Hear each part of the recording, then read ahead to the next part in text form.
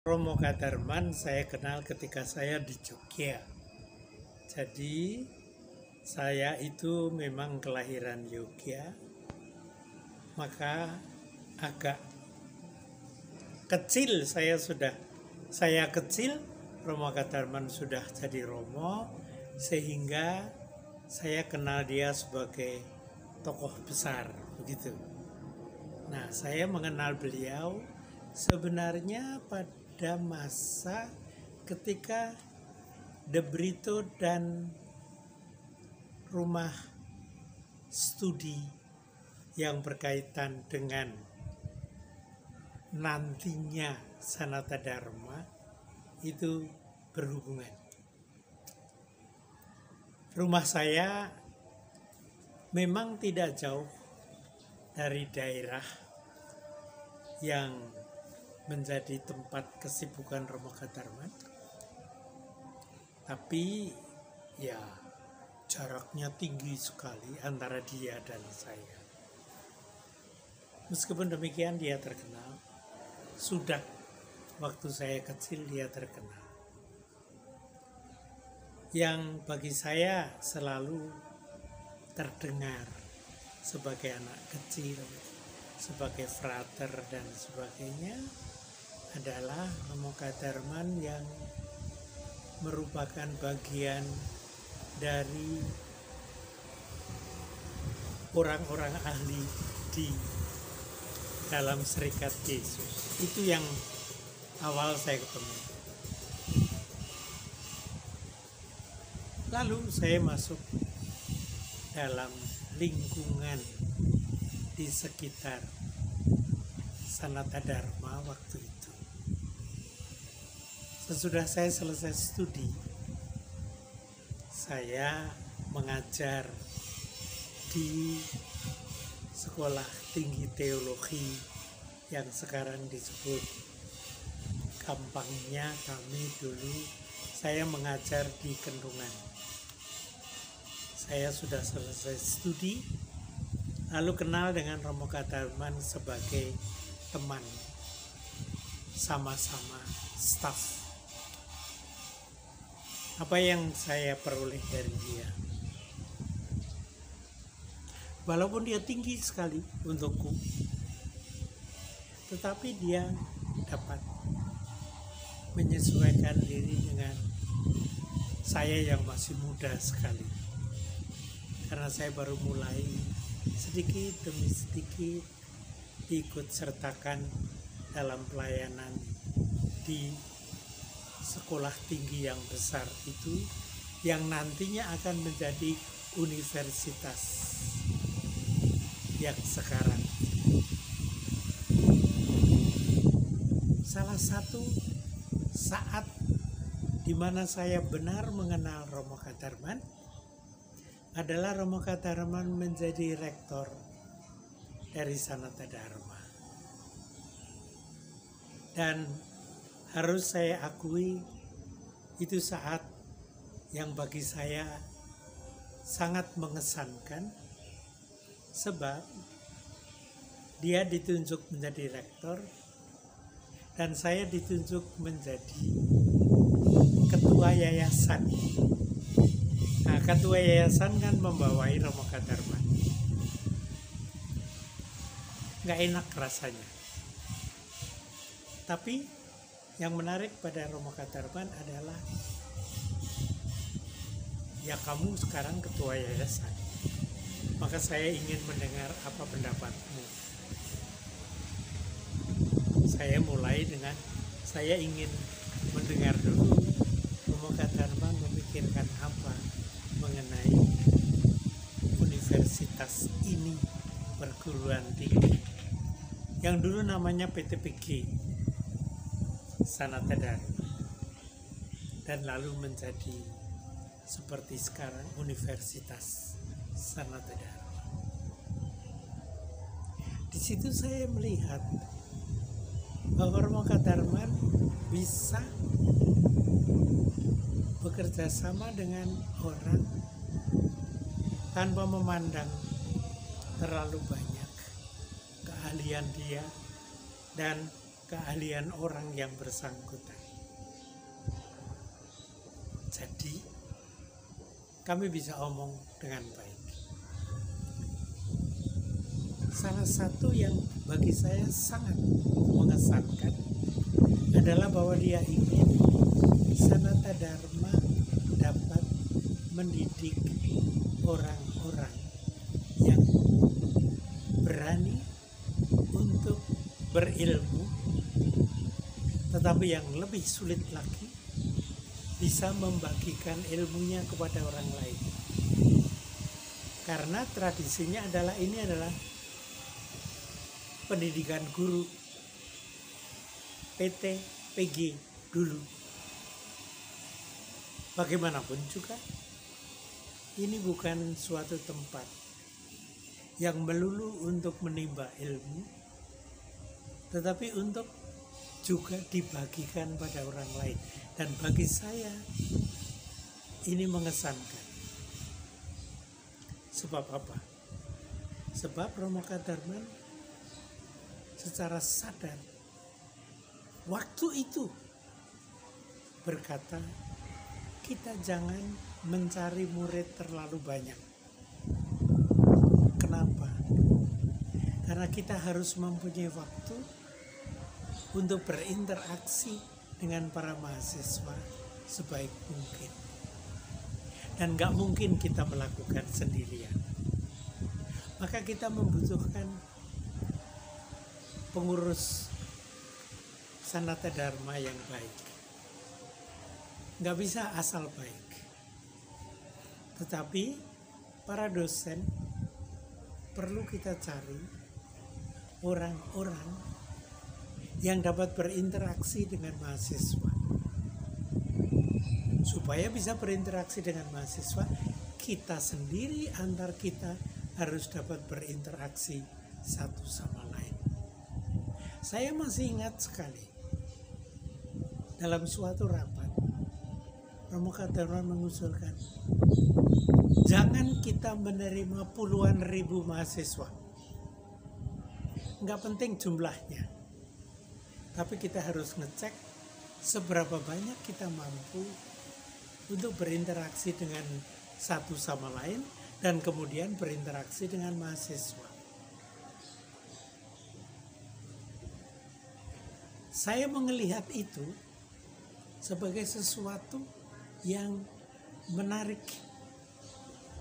bahwa sekolahan ini, universitas ini adalah suatu tempat untuk berinteraksi, bukan untuk cari duit, bukan untuk cari membuat orang pintar, tapi berinteraksi karena apa? Nanti para mahasiswa kita harus bisa berinteraksi dengan orang di daerah-daerah lain. Dan ketika kemudian selang beberapa tahun saya ada tugas dari KBI untuk berkunjung ke keuskupan-keuskupan,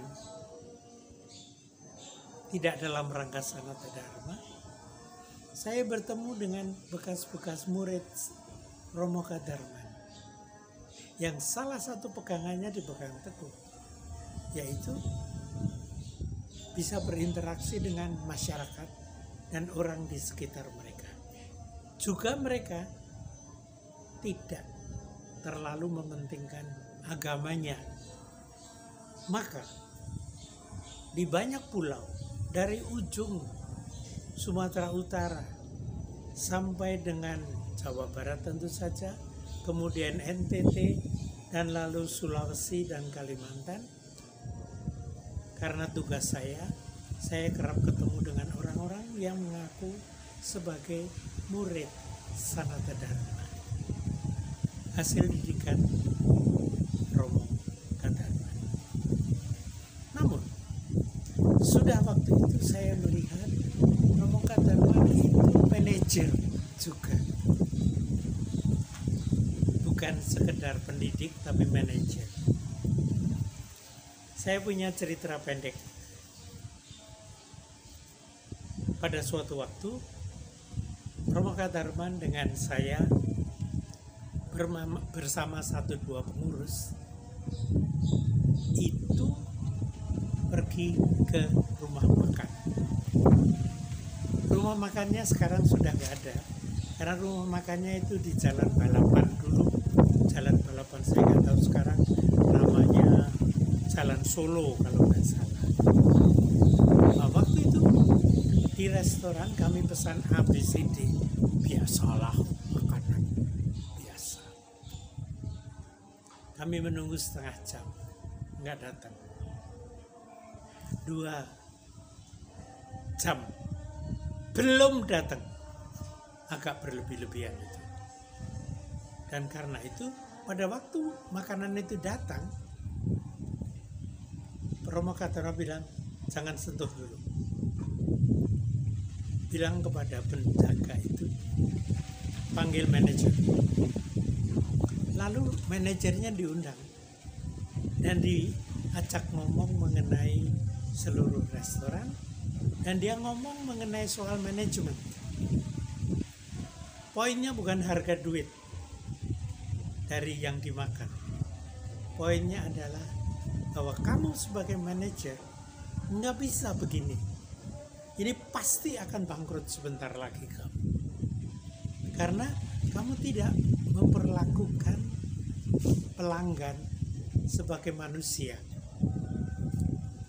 Dan karena itu, maka pada waktu restoran itu bangkrut, saya ingat itu, bahwa Katarman pernah bilang itu. Itu waktu dia masih jadi rektor di Sanata Dharma. Kemudian dia selesai tugas rektor, dia dipindah ke Jakarta dan lalu mendirikan PPWN.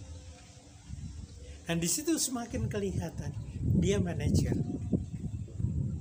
Ketika saya juga selang beberapa waktu pindah ke Jakarta, berjumpa dengan dia di tempat yang hampir sama, maka saya 1-2 kali hadir di tempat dia bekerja PPM itu. Dan saya harus mengatakan, benar, dia memang manajer, dan dia mendidik orang-orang manajernya. Keahlian ekonomi dan sebagainya tentu saja, tetapi politik juga. Tapi yang lebih penting adalah manajer harus bisa berinteraksi. Sebenarnya mirip sekali dengan waktu dia ada di Sanata Dharma. Jadi, kalau ditanya, apa yang mengesankan bagiku kalau bertemu dengan dan sejak bertemu dengan dia? Pendidikanku bukan manajemen. Pendidikanku adalah filsafat dan teologi. Namun, karena saya dipaksa untuk menjadi atasan dari Romo Kadarman waktu saya ketua yayasan dan dia adalah rektornya, maka menjadi kelihatan sekali betapa saya harus belajar.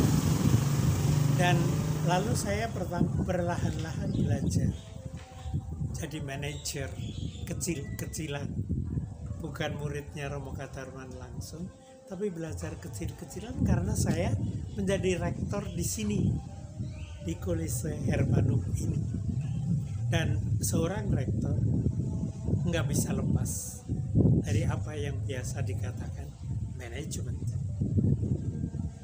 Tetapi di sini manajemennya lebih seperti yang dididikkan oleh Romo Kadarman kepadaku, yaitu waktu di Sanata Dharma harus bisa berinteraksi satu sama lain maupun interaksi dengan para mahasiswa, kalau di sini dengan para frater.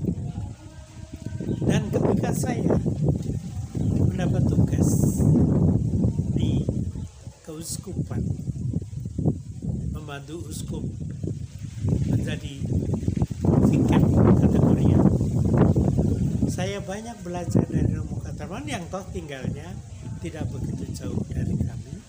Dan lalu di daerah itu saya juga mencoba membantu agar supaya banyak sekali orang-orang yang ada di paroki dan di daerah-daerah pekerjaan macam-macam mendapat pelajaran dari manajer yang memiliki hati. Dan ini bagi saya sesuatu yang baru. Bukan manajer yang hanya pintar mengorganisir supaya ada produk yang baik, tetapi manajer yang mempunyai hati terhadap partnernya, asisten-asistennya, tapi juga manajer yang sungguh bisa berinteraksi dengan rakyat yang ada di sekitarnya. Itu yang istimewa bagi saya seorang kadarman. Dan harus saya katakan, saya belajar banyak dari dia. Persis poin ini, kalau mau saya istilahkan, antropologi manajemen. Itu yang memberi saya semacam modal untuk hidup sampai sekarang. Saya nggak ingat Romo Kadarman wafatnya pada usia berapa, tetapi saya harus mengatakan sampai begitu tua, saya masih kadang-kadang bertemu dengan Romo Kadarman untuk belajar berkaitan dengan tugas saya, yang saya istilahkan belajar antropologi manajemen atau manajemen antropologis, karena beberapa karyawan yang ada di BPM dulu kebetulan saya kenal baik, dan karena itu saya sungguh belajar dan saya berterima kasih dapat belajar antropologi manajemen atau manajemen antropologis dari Romo Kadarman dan dari saudara-saudari yang ada di sana. Terima kasih.